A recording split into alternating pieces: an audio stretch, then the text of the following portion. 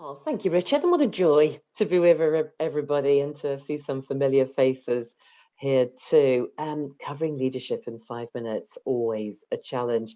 I'm going to home in on one or two things only, just to amplify some of the things that are really hot topics in leadership styles as we speak. And if we were doing this not across the Atlantic, but we were doing this with some other countries, there would be some different styles and some different cultural mapping that would be hugely important.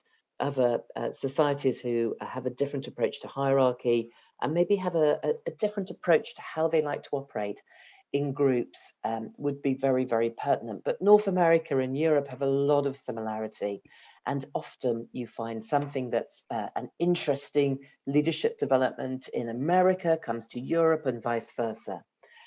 Probably the piece that's really been standing out and perhaps has come through as during the pandemic, not in spite of it, but very much during it, has been the whole concept around really being an authentic leader, someone who's really true to who they are, really comes across as someone who what they say is who they are. They're realistic, they're practical, but they don't put on a particular leadership hat and pretend to be something that they're not. And that's been such a powerful message right throughout the COVID times, where in fact some going into each other's homes almost via the laptop, by the Zoom calls, by the Teams calls, has changed a lot of the dynamic.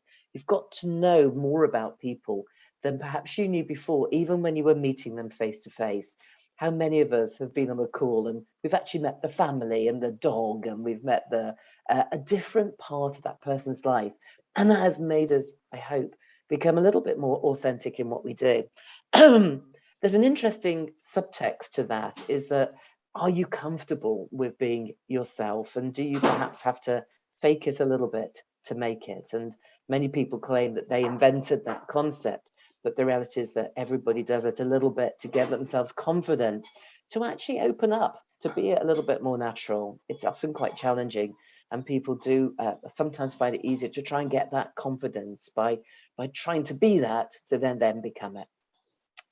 Underpinning all of that, and I know many of you will be very knowledgeable about this area, is the whole concept of empathy as a uh, leadership way, leadership methodology.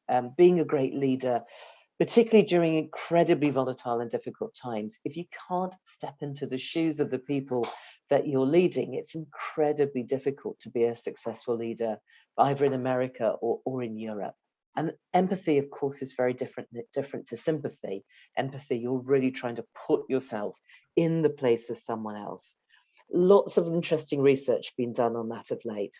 Some of it around showing great performance results from those who truly show empathic leadership. It has been called the biggest single leadership skill that has come out over the last few years, but also a massive way of increasing employee retention because people really feel heard, really feel they're being understood, and true action is arising from that. It can really increase leadership success, encourage leaders to be what they want to be, but much more important, enable people to feel that they really are receiving the kind of attention, the understanding that they want. So there is a place they want to stay a part of. There's a huge amount about whether empathy can be learnt. Is it something you just have? And if you haven't got it, will you ever get it? It's very different to IQ, intellectual intelligence, which sometimes is just a gift that people have or they don't. You can certainly improve your emotional intelligence. And there's many ways of doing that, not least about really practicing some very simple techniques around listening, around making sure that you're really being alive to what's going on. There was a lovely article in the Forbes magazine recently. It's been replicated right around Europe. It's also been picked up by many of the other great commentators. I just want to share some of the thinking they had in there because I think a lot of this has great traction around how you can keep on building your empathy skills. Being fully present, how many of us are on calls right now and we're actually doing our emails, we're kind of looking at something else, we're not really paying attention. When you're leading a team, not being fully present is a huge distraction. People see it and they don't think you're really listening. So fantastically helpful.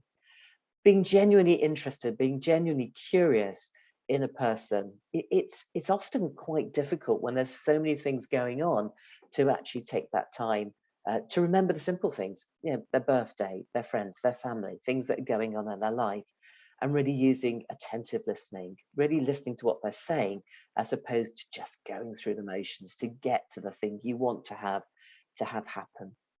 Picking up on non-verbal communication, seeing how people are responding, much harder on a laptop, much more difficult. Is someone really taking notes? Is someone really listening? Are they doing their shopping list? Are they actually doing something else? Are they shopping online? What are they doing? It's much easier in a room.